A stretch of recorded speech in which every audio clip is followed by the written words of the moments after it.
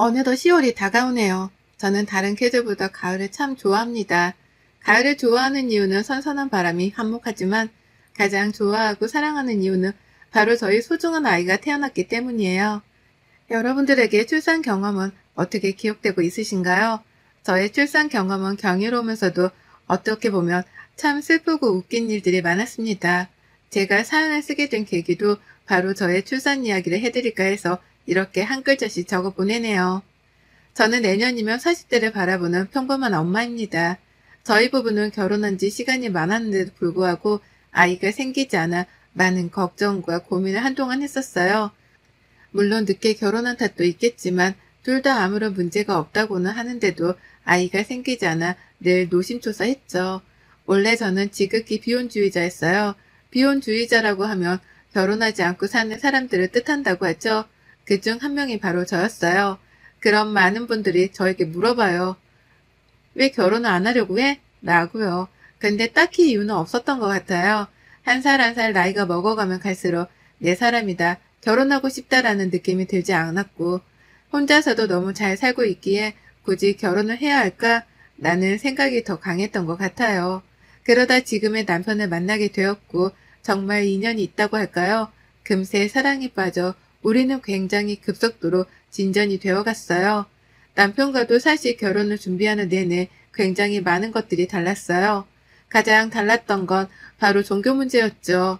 저는 남들이 종교 문제로 결혼하기 전 다퉈, 그래서 종교가 비슷하거나 한 명이 무교여야 돼, 이런 이야기를 주변에서 정말 많이 들었거든요. 남편과 시댁은 정말 지독한 크리스찬 집안이었고 저는 무교였어요.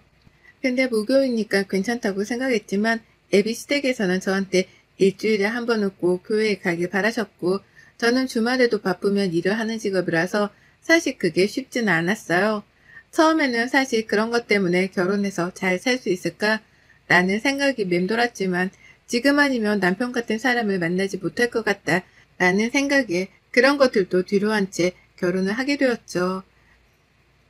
결혼을 하고 주말마다 시댁의 교회사랑에 한 달에 적어도 2번은 꼭 가야 했어요. 근데 다들 아시잖아요. 직장인들이라면 주말 이틀 정도 여행도 가고 싶기도 하고 또 친구들을 만나고 싶기도 하고 그냥 침대에 누워 아무것도 안 하고 싶은 거. 근데 시댁에서는 이런 것들이 허락되지 않았어요. 교회에 가면 거기서 끝나는 게 아니라 함께 예배드렸던 분들과 티타임에 시간이 맞으면 식사까지 하고 오곤 했으니까요. 그러다 2년 전쯤 코로나가 터지고 나서부터 교회 출입이 어려워지기 시작했어요.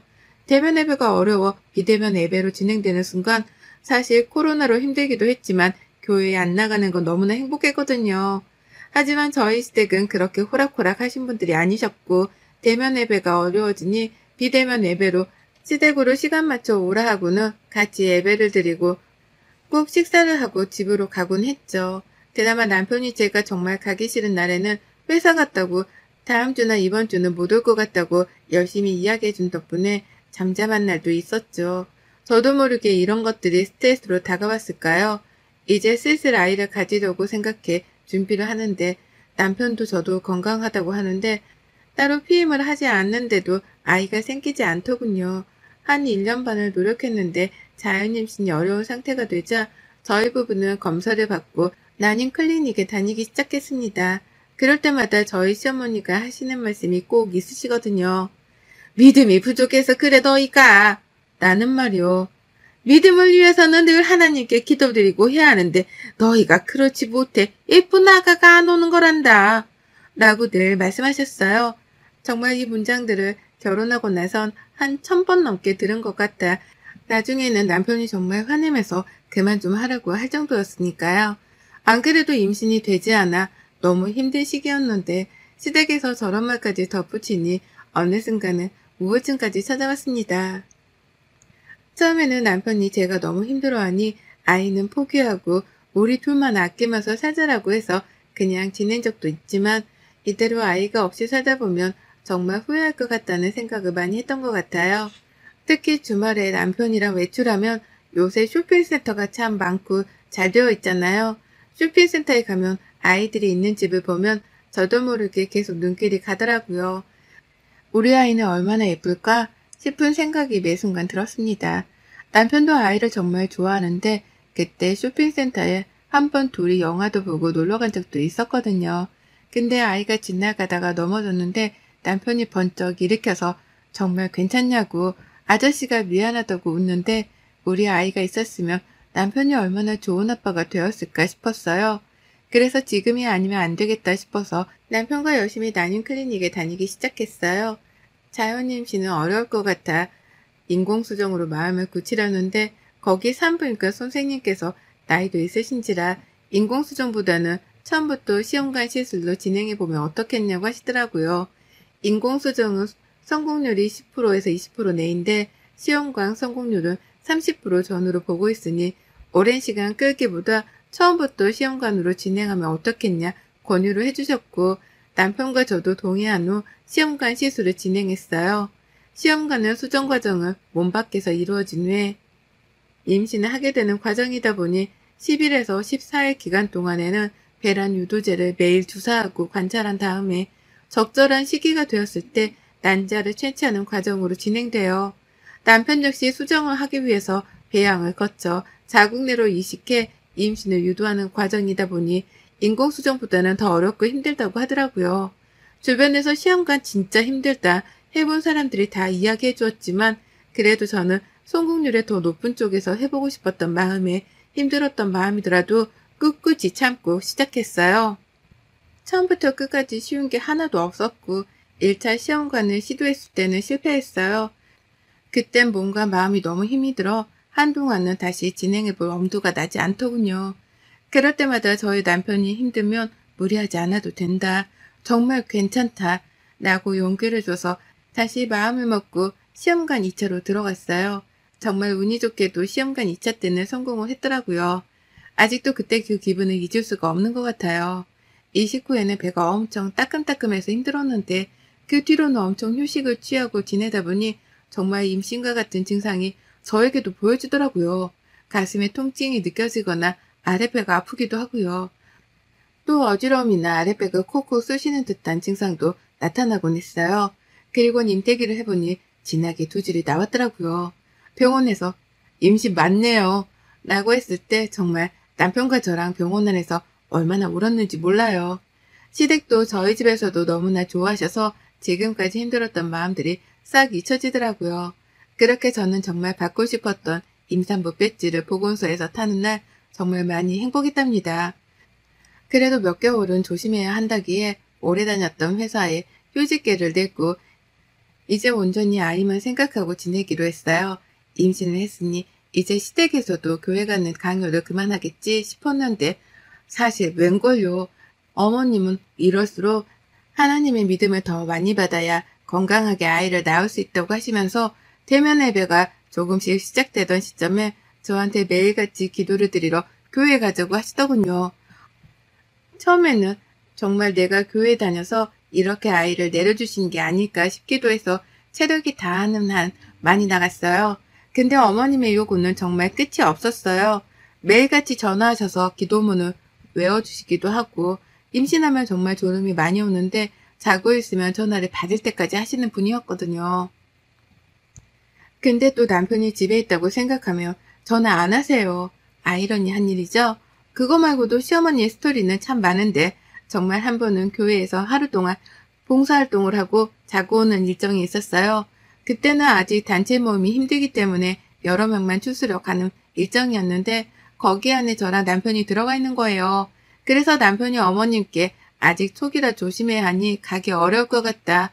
엄마 아빠만 가셔라 라고 해도 너희 아이가 축복받기 위해서는 반드시 가야 한다고 계속 이야기를 하시는 거예요.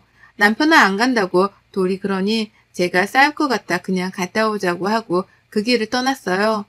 가서 체력이 너무 좋아돼 방에 있으면 시어머니가 와서 인사하고 기도드리자고 부르시고 음식이 입에 안 맞아 남편이 나가서 뭐 좀 사온다고 하면 자기가 만들어주겠다고 하시지를 않나 정말 최악의 1박 2일이었던 것 같아요. 그렇게 지내다 보니 어영부영 10개월의 시간이 흘러갔습니다. 저는 자연분만을 하기를 꼭 원했고 병원에서도 자연분만을 해볼 수 있는 데까지 해보자고 말씀해 주시더라고요. 저는 그렇게 아이가 태어나는 날을 손꼽아 기다리고 있는데 갑자기 청소하던 도중에 배에서 통증이 나타나기 시작하더라고요. 이게 진통인가 싶어서 병원에 전화해보니 가진통인 것 같다. 혹시 진통이 정말 시작되면 간격이 일정하면 그때 병원에 오셔라 하더군요. 생각보다 진통이 너무 빨리 와서 출산 가방을 부랴부랴 싸고 병원에 갈 준비를 끝냈는데요. 진통의 간격이 점점 일정해져서 회사에 있는 남편에게 전화하니 지금 당장 오기가 힘든 상황이라 어머님께 부탁을 드렸다고 하더라고요. 그래서 어머님이 데리러 오셔서 그렇게 저는 입원을 하고 진통을 겪는데 어머님이 눈앞에 와 계신 거예요. 저는 집에 다시 가신 줄 알았거든요. 근데 성경책까지 들고 들어오셨더라고요. 지금 코로나 때문에 일반 사람들이 출입하기가 어려운데 들어오셔서 남편에게 물으니 여기 병원장님이 엄마랑 같은 교회 다니는 친한 분이라 특별히 허락하셨다고요. 이거 신고해야 하는 거 아닌가 싶었어요. 그래서 제가 어머님 여기 다른 산모들도 있으니 들어와 계시면 안 될 것 같아요. 라고 했더니 걱정 마라 아가야. 이 엄마가 기도하면 너 순산할 거야. 그리고 PCR 검사도 다 받고 들어왔으니 걱정하지 않아도 된단다. 여기 병원장님이 엄마랑 가장 친한 분이셔서 특별히 너의 출산을 옆에서 함께 해주실 수 있도록 허락해 주셨단다. 라고요. 진통하는 와중에도 어머님이 옆에서 성경책을 들고 기도문을 외우는 모습을 보니 처음에는 짜증도 났지만 어느 순간부터는 너무 아파서 그 기도문을 듣고 있으니 조금은 마음이 편해지더라고요. 또 어머님이 앉지도 못하시고 계속 제가 힘들면 다리도 주물러 주시고 하니 그땐 감사하기도 했어요. 저는 늘 TV에서만 보고 드라마에서만 출산의 순간을 보니 정말 고귀한 순간이라고 여겨졌는데요. 하지만 제가 진통을 겪으니 정말 많이 힘들더군요. 특히 제 입장에서는 끔찍한 진통으로 피폐해지는 정신이 들고 늦은 눈으로 인해 제 몸을 전부 드러내야 해서 정말 뭐라 할 말이 없더라고요. 제가 생각했던 것보다 훨씬 더 고통에 저는 몸부림쳤고 그렇게 힘든 출산의 과정에서 친정 엄마만큼 저를 보살펴 주시는 어머니께 그때 결혼하고 처음 큰 감동을 받았어요. 저는 장시간의 진통 끝에 건강한 아들을 출산했습니다. 정말 너무 아팠지만 우리 아이를 보니 언제 아팠냐는 듯 그 마음이 녹아내리더군요. 그렇게 저는 양가 부모님 축복 속에 아이를 출산하고 몸이 어느 정도 회복된 후 산후조리원으로 들어갔어요. 그때만 해도 남편이 산후조리원에 같이 있을 수 없는 상황이라 저랑 아이만 들어갔고요. 산후조리원 천국이다. 라는 말이 실감나게끔 아이를 케어해주시는 좋은 선생님 덕분에 저도 빠르게 회복을 했는데요. 그러다 저는 정말 경악을 금치 못하는 일을 발견하게 되었어요. 저희 시댁 가족들이 다 모여있는 메신저의 단체 대여방에 자신의 출산 과정이 적나라하게 드러난 사진들이 전송되어 있었던 거예요. 다들 정말 대단하다, 고생했다 라는 말과 함께 제가 진통하는 순간부터 출산하는 과정까지 다 찍혀있길래 그게 갑자기 너무 황당한 거예요. 알고 보니 어머니께서 제가 출산하는 과정을 모두 스마트폰으로 담고 있었던 거였어요. 이렇게 자기가 공유한 건 우리 첫 손주가 태어나는 영광스러운 순간을 공유하고 싶었기 때문에 자기만 알고 있으면 안 되니 이 사진들을 가족들이 있는 단체 대여방에 보냈다고요. 더 충격적인 건 그 사진 속에서 제가 출산하는 동안 흐트러진 모습부터 고통으로 내지른 비명, 눈물 범벅이 된 모습 등이 고스란히 담겨 있었는데요. 좋은 마음으로 찍은 건 저도 너무나 잘 알고 있지만 저에게 아무런 상의도 없이 이렇게 사진을 보내는 건 정말 이해가 가지 않더라고요. 그래서 어머니께 그 자리에서 전화해 바로 따져 물었어요. 어머님, 가족 단톡방에 제 출산 장면을 다 올리셨는데 도대체 왜 그러세요? 저 너무 창피해요. 아니 아가야 뭐가 창피하다고 하니. 출산은 세상에서 가장 경이롭고 아름다운 일이란다. 어떻게 이게 문제가 됐니? 어머님, 그래도 저의 모습들이 다 찍혀있는데 저 너무 수치스러워요. 아가야, 그런 마음을 먹으면 안 되지. 네가 우리 손자를 낳느라 얼마나 고생한지를 이 엄마가 다른 가족들도 알라고 보낸 건데 네가 그렇게 말하니 이 엄마는 조금 섭섭하구나. 라고 하시더라고요. 이렇게 대화를 끝낸 후 어머님은 저에게 그래도 네가 마음이 그렇다면 미안하다고 사과를 하셨고 그렇게 이 이야기는 일단락되는가 했어요. 그 뒤로 저는 집에 와서 정말 처음으로 하는 육아의 진이 다 뺏겼고 제 몸 하나 가눌 수 없을 정도로 잠도 못 자고 힘들었죠. 그러다 시어머니가 손자를 교회 사람들에게 보여주고 싶으셨던지 아이 데리고 교회에 가자고 하셨고, 아직 100일밖에 안 되는 아이를 사람 많은 곳에 데려가는 건 좀 그렇다 했는데도 불구하고 계속 이야기를 하시더군요. 어머님이 첫 손자 자랑하고 싶어 그런 것 같아 마음 고쳐먹고 아이를 데리고 교회에 가는데, 교회 사람들이 저를 보고 너무 고생했다면서 격려를 해주시더군요. 그리고 아이 출산한 선물까지 많은 분들에게 받았는데요. 처음에는 교회에서 이렇게 출산을 하면 선물을 받는구나 싶어서 누구나 선물 다 좋아하잖아요. 그래도 내가 허투루 교회 다닌 건 아니었구나 싶었죠. 이어 예배를 드리고 나오는데 교회에서 친하게 지내던 동생이 병원에 꼭 가보고 싶었는데 코로나 때문에 가보지도 못하고 했다고 아이 옷을 선물했더라고요. 너무 고마워서 이 앞에서 커피라도 한 잔 마시자고 오랜만에 남편이 아이를 본다고 하길래 둘이 커피를 마시는데, 그 동생한테서 들은 이야기는 정말 상상할 수 없을 정도로 충격이었어요. 언니, 근데 언니 혹시 출산할 때 사진 같은 거 찍은 거 있어요? 사진? 거기서 출산할 때 간호사 선생님이 한두 장 아이랑 남편이랑 찍어주기는 했던 것 같아. 그거 말고 언니 뭐 진통하고 그럴 때요. 진통? 남편은 아마 안 찍었던 것 같은데 왜 그래? 이거를 언니한테 말해야 하나 말아야 하나 싶어서 고민했는데 그래도 언니는 알고 있어야 할 것 같아서요. 뭔데 그래? 우리 교회 사람들 단톡방이 있잖아요. 거기 단톡방에 언니가 출산한 다음 날인가 사진이 한 10장이랑 동영상이 올라오는 거예요. 그래서 저는 좀 늦게 확인하긴 했는데 보니까 언니가 진통하는 모습이랑 아이 낳는 모습까지 다 찍혀 있더라고요. 제가 보기에는 김 집사님이 언니 몰래 올린 것 같아요. 어? 아니, 어디에? 나도 한번 봐봐. 동생의 말을 듣고 그 단톡방을 확인하는 순간 제 출산 과정을 저희 가족 단톡방에만 올린 게 아니었어요. 교회 사람들 단톡방에도 올려서 아기 천사가 태어났으니 함께 축복하고 기도해달라는 말과 함께 제 사진들과 동영상을 올리셨더라고요. 사진에 나와 있는 민망한 부분에는 어머님이 모자이크 처리를 해서 올리신 것 같은데, 그래도 그 사진이 정말 민망한 부분들이 많이 나와 있는데 그거를 거의 20명 가까이 되는 단톡방에 올리셨다니 정말 저로서는 분노가 치밀어 오르고 이해가 되지 않더군요. 그 단톡방에 올린 이유는 제가 보기에는 저랑 남편은 거기에 들어가 있지 않았기 때문이더라고요. 저는 동생한테 고맙다고 말한 뒤 자리를 일어나 바로 시댁으로 달려갔어요. 시어머니한테 캡처한 사진들을 다 보여주면서 도대체 이게 뭐하는 짓이냐고 결혼하고 나서 처음 언성을 높였죠. 시아버지는 영문도 모른 채 왜 그러냐 하시는데 제가 어머님이 저한테 허락도 안 받고 교회 사람들에게 제 출산 과정을 그대로 보여주셨다. 제가 얼마나 수치스럽겠냐. 어떻게 교회에 다닐 수 있겠냐.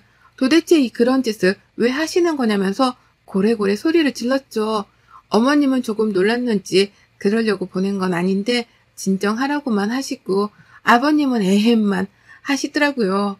뒤늦게 남편이 도착해서 이 이야기를 다 알고 나서 어머님 아버님께 화를 엄청 내더라고요. 남편이 불같이 화를 내는 모습을 저는 처음 봤거든요.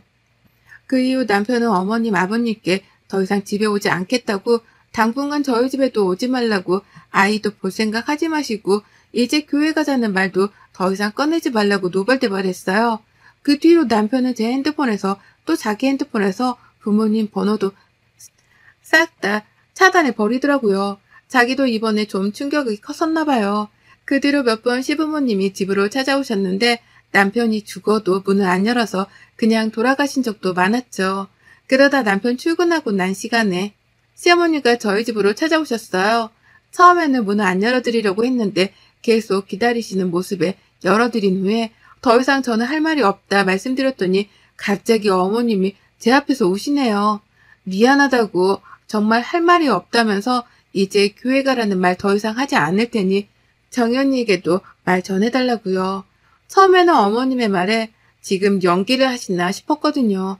근데 그건 아닌 것 같고 정말 미안하다고 하시길래 우선 알겠다 하고 저녁에 남편이랑 이야기했어요. 저도 남편에게 안 찾아뵙고 사는 건 도리는 아닌 것 같다. 하지만 교회는 더 이상 나가지 않으려고 해 이해해 달라고요. 남편도 그건 자기도 충분히 이해한다고 했고요. 그렇게 저는 더 이상 교회에 가지 않기로 하고 시댁과의 교류는 아직까지 조금 힘들다고 남편한테 이야기해 놓은 상태입니다. 남편도 물론 시댁에 가지는 않고요. 저도 제 마음이 좀 괜찮아질 때까지 시간이 필요할 것 같다고 어머님, 아버님께 말한 상태이고요. 저의 임신과 출산 과정은 어찌 보면 다사다난했던 것 같습니다. 그래도 저희 아이를 건강하게 출산해서 이렇게 행복한 가정을 이룬 거에 대해 후회는 전혀 없네요. 사실 웃지 못할 저의 출산기였는데요. 다들 봐주셔서 감사드리며 늘 행복한 하루가 되시기를 바라겠습니다. 여러분의 생각은 댓글로 남겨주세요. 오늘 또 시청해 주셔서 정말 감사합니다.